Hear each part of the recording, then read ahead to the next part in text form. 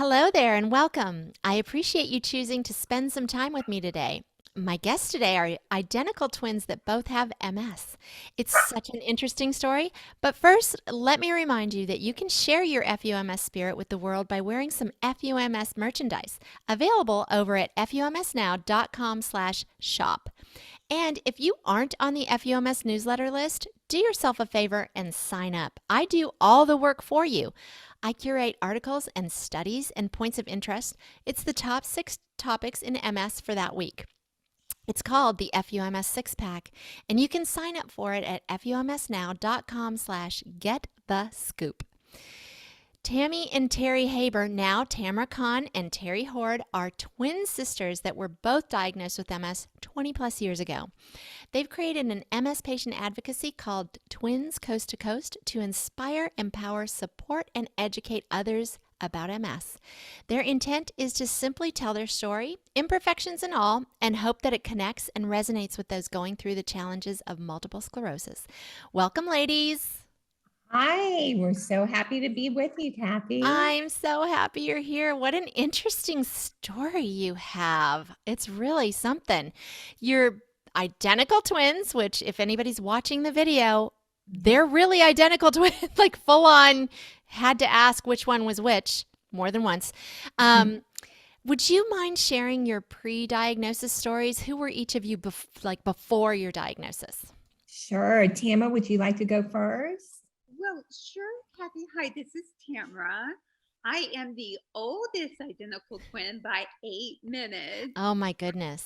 But our MS story began looking back when we were young. So we were diagnosed in our late 20s, but our MS story really began when we were about 10 years old. Wouldn't you say, Terry? I would say about 10 years old, yes. We would get terrible pains in our legs, and we just had no idea what was going on. Our grandmother would rub Vicks vapor gel all over our legs, and we would go, wow, this feels so cooling and so good. And Yeah. for a few moments of the day, we would have relief. And really, we were worked up by several pediatricians. And at that time, in the 70s, they really did not know a lot about MS in general, but pediatrics, they just thought we were having growing pains. Oh, yeah. So this is Terry, fast forward to about age 13 to 16. We were very athletic. We loved to run. We played tennis. We were in dance classes such as ballet, jazz, Wow. tap, and we Busy. would always notice, very busy, and we would always notice at the end of whatever we were doing, tingling in our legs. So I would say that was really our first symptoms, the numbness and tingling in our legs from a very early age. So Tamara, take from 13, 16 on. Glad to. Kathy, when we were both 15, Terry and I were diagnosed with the Epstein-Barr virus. Oh, that's important as we know now, don't we? Could you Yes, come just a little bit closer to your mic? I'm of, having trouble hearing you. of course. Can you hear Thank me you. now? Yes. That's a Okay. little better. So, as we know in the news lately, scientists have found that the Epstein-Barr may be a trigger to the immune system, and MS can flare up from there. I truly believe when Terry and I were both sick and we were both hospitalized, Oh my gosh. that triggered our MS looking back. And how old were y'all? We were 15. Okay, We're 15. only 15 years old. But having said that, in the recent studies, they say that um, the Epstein-Barr triggers MS, which it may, but we did have symptoms when we were younger, like Terry mentioned, the Mm-hmm. legs, the quote, growing pains that we weren't sure was going on. Yeah. When we were about 17, seniors in high school, we were on the varsity high school tennis team, and we were growing up in Florida, Tampa, Florida. September in Florida is very hot, very humid, and there were about 12 people on the tennis team, and Terry and I would run laps. All 12 had to run laps around the field for warm up. Mm. Terry and I were the only two that would stop midway with terrible tingling, terrible burning pains in our legs. Little did we know that was most likely symptoms, early onset symptoms of MS. Mm-hmm.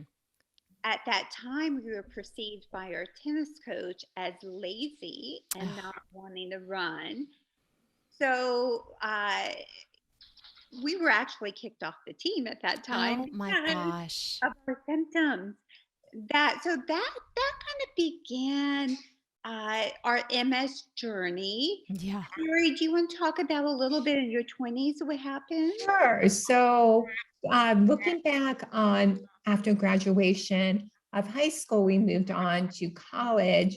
And at that time, I had a relapse of the mono and Epstein-Barr, and I was hospitalized again. Tamara fortunately did not have mono at that time, and I was back in the hospital, so sick, I was in ICU. And for Whoa. Tamara, that was pretty scary. Mhm. So that again, nobody was looking into why I was so sick.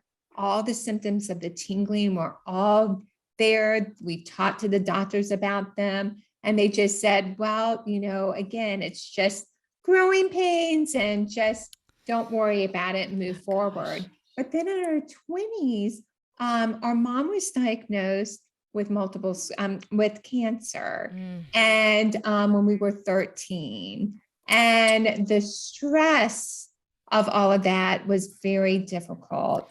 And after our mother died at age 24, I had a bout of optic neuritis, and at that time I couldn't figure out, I was going to ophthalmologist, I was going to neuro ophthalmologist, and I may have not been going to the right people because they just did not diagnose me Still with didn't multiple find it. sclerosis. Oh my gosh. No, You know what? no.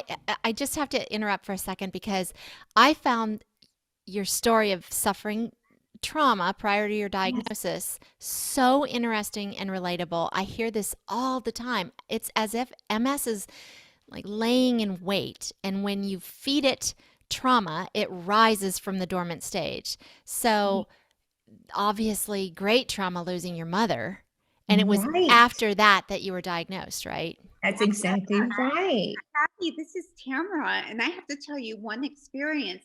My mother passed away.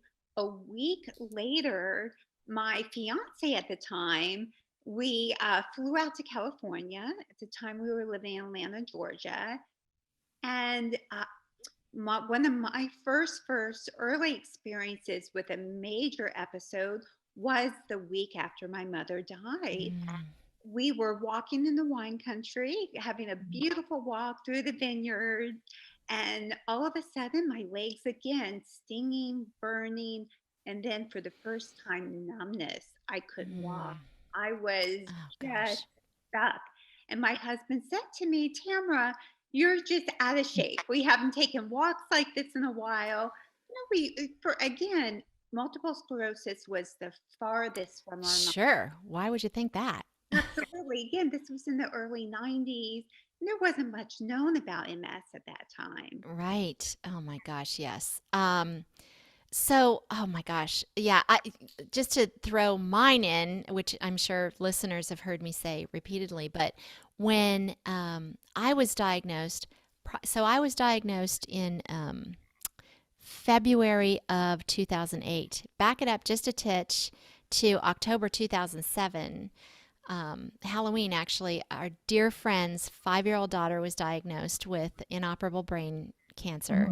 Oh, no. And my kids were dear friends with her, so we were over there every day, and it was unbelievably stressful and traumatic and awful.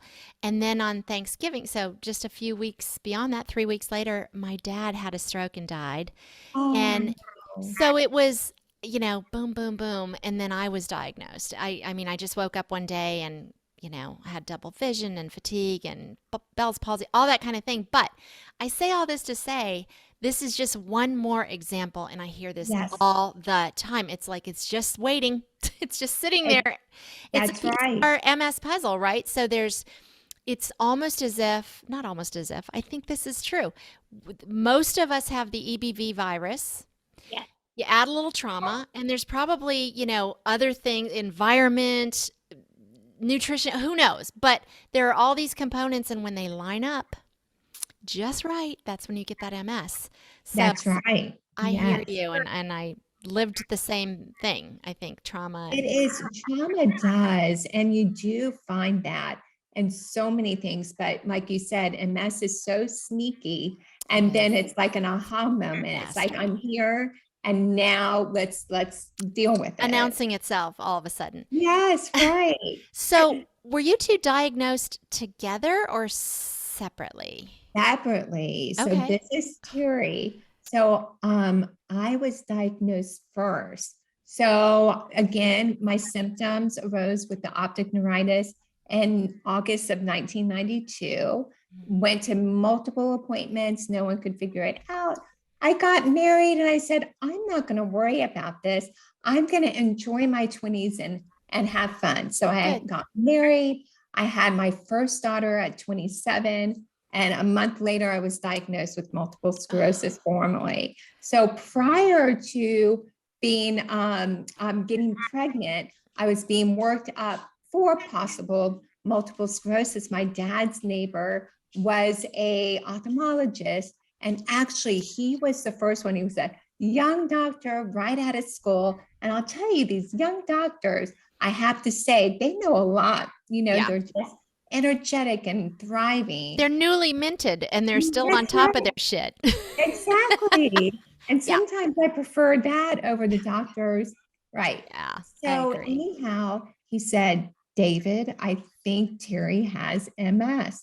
And my dad, I was standing there in our driveway, and neither one of us really knew what MS was. So I started my journey in late 1992. And like I said, I stopped when I got pregnant. And then I had my daughter in July of 1995, and I wasn't feeling well about 2, 3 months afterwards.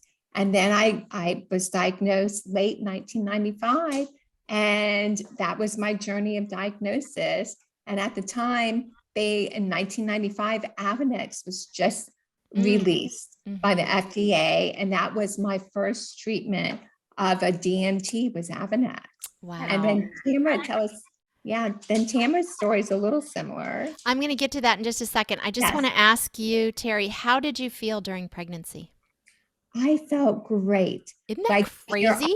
it's crazy. I had energy. My symptoms really went away. No optic neuritis, very little tingling. And I just, like I said, I just went on with my happy life, Yeah. excited about delivering a little baby girl. And my future looked very bright at that time. I was Right. working and I had this little girl in my life. It was the best. Well, and as I know, I'm confident you all know, this is a typical story too. When Right. women are pregnant, they feel so good. In fact, I always said if pregnancy did not result in another child, I would be pregnant my entire life because Right. I felt so damn good and I had so much energy and nothing hurt and it was great. And right until about 6 months after pregnancy, and then all hell broke loose. But typical story. Oh, Typical yes. story. Anyway, Yes. I'm sorry, Tamara. I wish they would come up with a medication that Yeah. would model being Well, I know they're doing a lot of research with estrogen. Obviously, there's some estrogen components in this puzzle that we're all trying to solve. yes. So, yeah, Yes. bring it on. Anyway, I'm sorry, Tamara. I had to interject that though. But so, Yes. what's your DX story? Well, my story is, of course, when Terry was diagnosed in 1995, it made me very sad. And also, at that time, I didn't know what multiple sclerosis was. There wasn't information out there. There wasn't, you couldn't Google No, it. Dr. Google yet. We not Dr. Google. Even the physicians, when they explain to you, you have MS, you didn't really understand that it was it affected your brain, it affects your spine. It's a central nervous system disease. We didn't have that information. So Right. for me, my diagnosis, it was after my second baby. For me, also, my pregnancies were wonderful. I felt great. My children are 16 months apart. And when my youngest was 3 months old, I was carrying both my babies down the stairs, and my left arm gave out. Well, Oh, I wasn't going to drop a baby, that's for sure. No mom is going to drop a baby. right. I ended up getting her in a safe place, and I called my husband. My husband is a radiologist, he's a physician. And I said to him, I said, Steve, the strangest thing just happened, and it feels as though it could be an MS like symptom. Mm, He said to me, Tamara, this is in your head. You're having empathy pains for Terry, and I'm so sorry. But because you're having these symptoms, come on into my office. We will do an MRI, and we're just going to rule out that there's no yeah. MS and you're I'm fine. going to prove to you that you do not have MS. Yeah. Absolutely. And that we're going to go forward and we're going to support your sister. I went the next day and I went to the MRI. And for all of us that have never had an MRI, those are quite intimidating. That there is Yes. a large machine that makes lots of So noise, damn loud. Yes. very loud and unexpected. They pulled me out of the MRI machine. I walked into my husband's office looking for great news. And I looked at him. He looked at me. And with his eyes, I knew our You life was knew. going to be forever changed. And Oh. that's at that moment, he said, Tamara, it looks like from your brain MRI, there are signs of multiple sclerosis. We were very blessed. We live by Stanford University.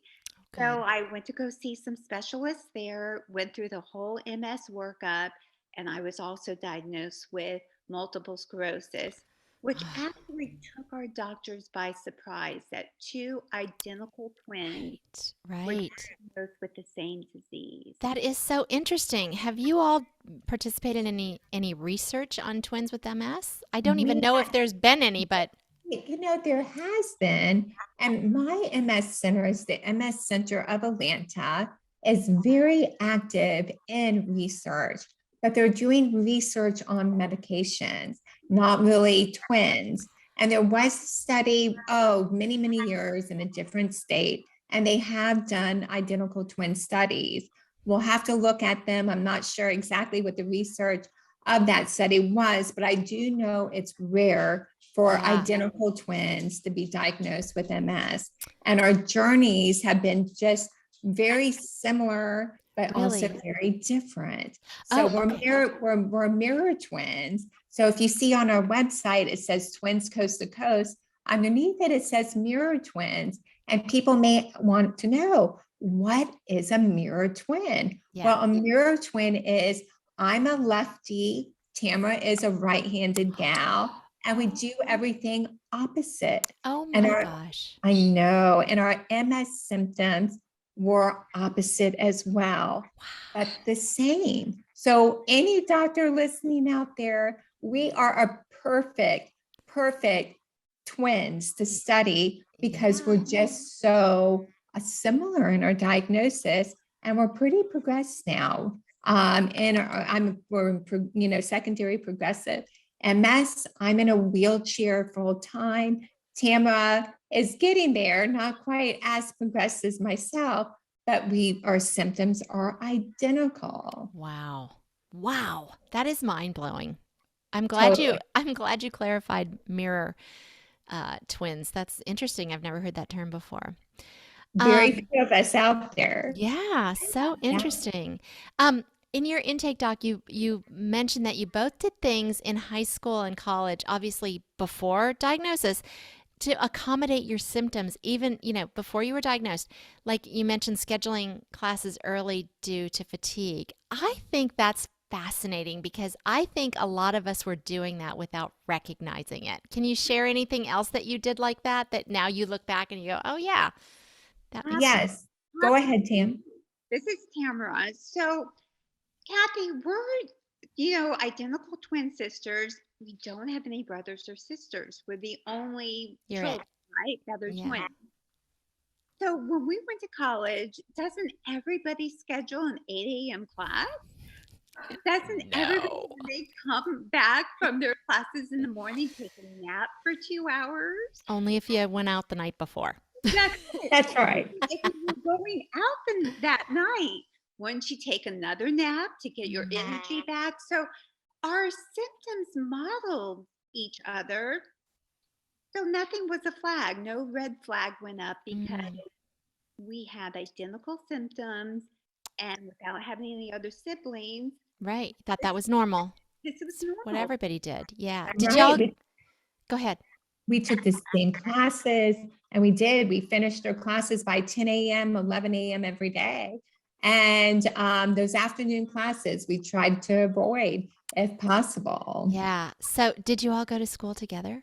We did. We were Of course roommates. you did. That's so know, freaking I cute. know. I love it.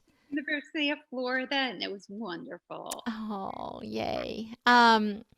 Okay, so at what point did y'all start your patient advocacy and share what that looks like, please? So we started our patient advocacy. A little back history. This is Terry.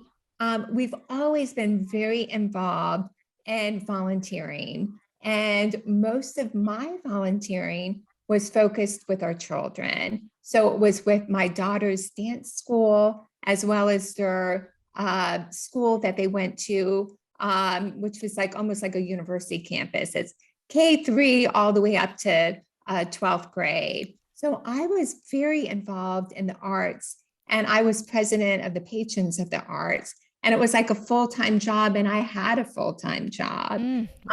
Yes, so it was just wonderful. And now I've got the MS fog going because now, Kathy, what was your question? What direction was I going there? Your patient advocacy, how did that start? Patient advocacy. So it evolved all around the volunteering. So when our girls went off to college, we were bored. And we said, where do we want to put our focus on for fundraising and volunteering? And it just made sense to do something with multiple sclerosis. So I participated with the National MS Society, their leadership program back in 2020. I also was an advocate for the state of Georgia for the different bills and different things that were going through that the MS Society was participating in. I'm very proud of it because I was super involved in the medical marijuana bill that passed last year. Well, thank you. Thank you. You're We all say welcome. thank you. Yeah. Yes, I know, yes, different right. state, but Virginia I got it passed know, I too. So know. hallelujah. Yay. So I've always had a calling. From the time that our mom was sick, we were always looking to help volunteering with the National Cancer Society when we were younger or with our school. So there's always been that we want to make people aware of what's going on.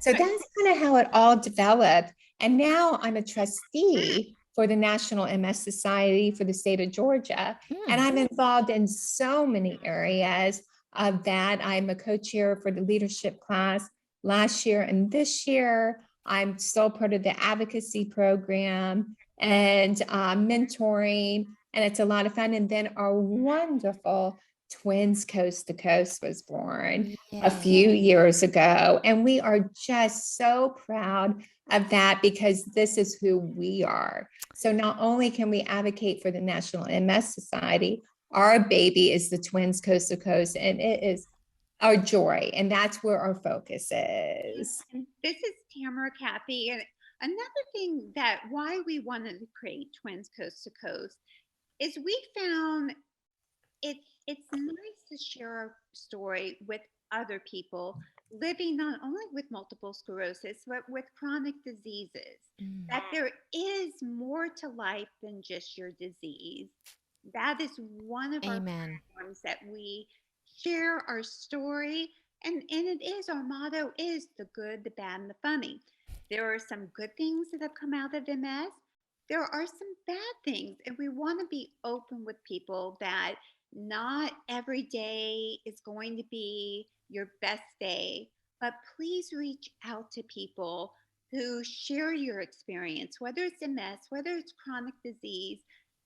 We want to make people aware that they're not alone, that you're not living by yourself. And that's the best thing that has come out of our advocacy and our Twins Coast to Coast, is to have a place for people to come to reach out. If they feel lonely, they can direct message us.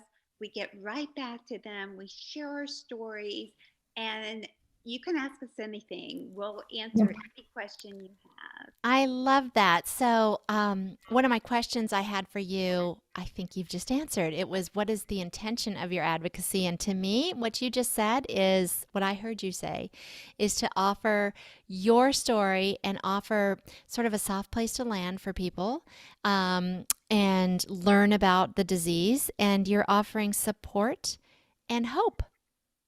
Is that, That's right.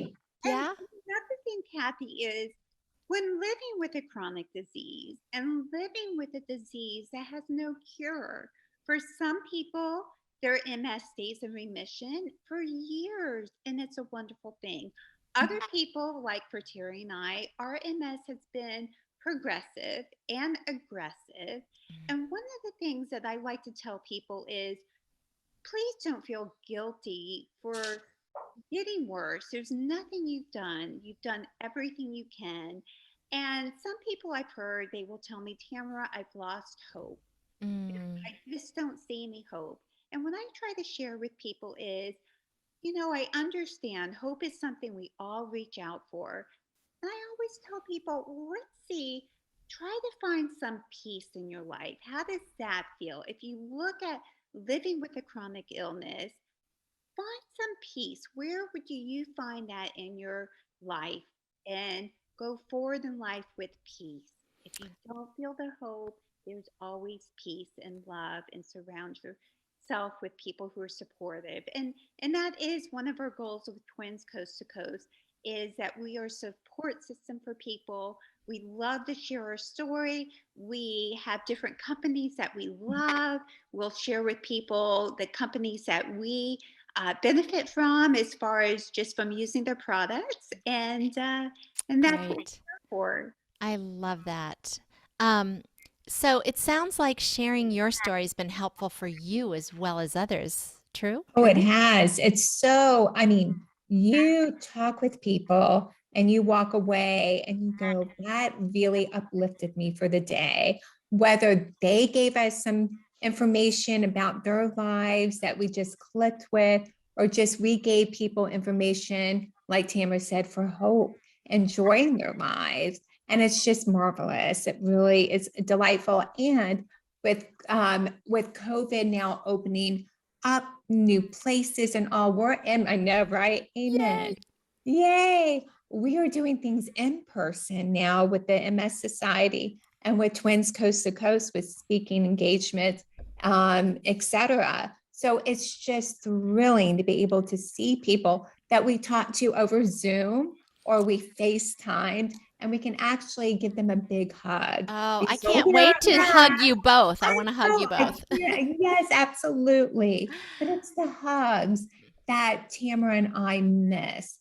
And Yeah. it's just that touch that you feel when you Yes. meet people, and the encouragement that you give when you give a hug, a simple hug. Yeah, so true. I often say helping others feels selfish because it feels Right. so good. You know what I mean?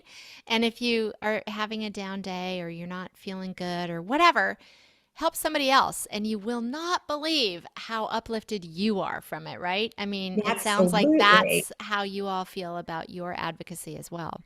Yeah, Absolutely it does true. make a difference.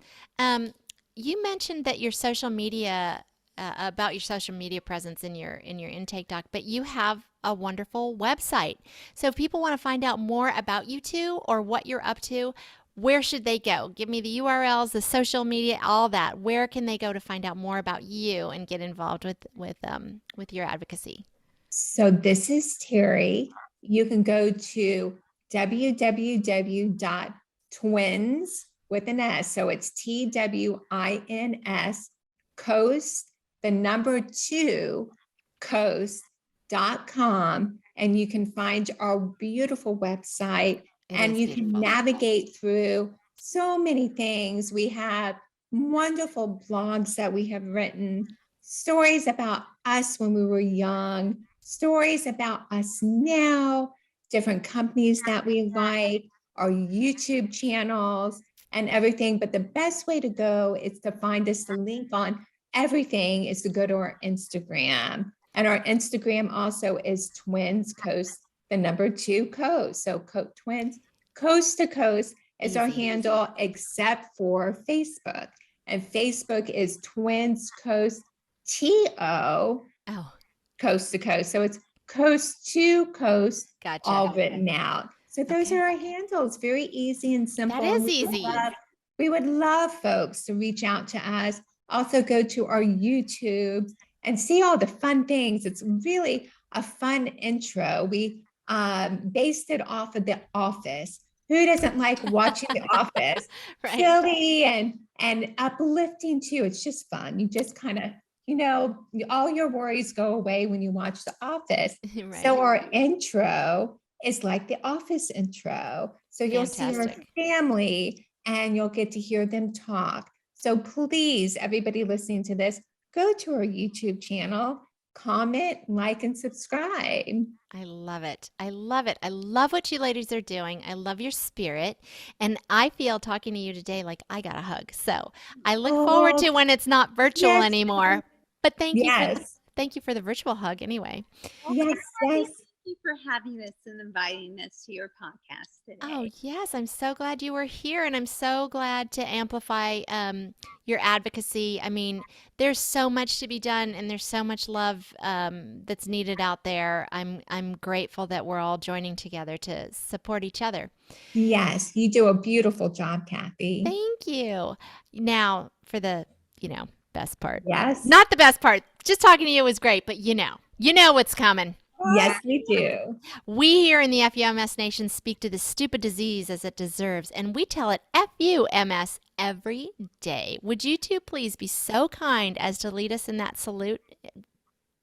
Yes. With middle fingers extended, of course. Yes, there we go. Ready? Okay, we'll do it on 3. Ready? 1, 2, 3. FUMS. Yay! That was double trouble. I loved it. That's right. Thank you, ladies, so much. Really appreciate all you're doing, and I appreciate you so much being here today. Thank you. Thank you, Kathy. Thank you.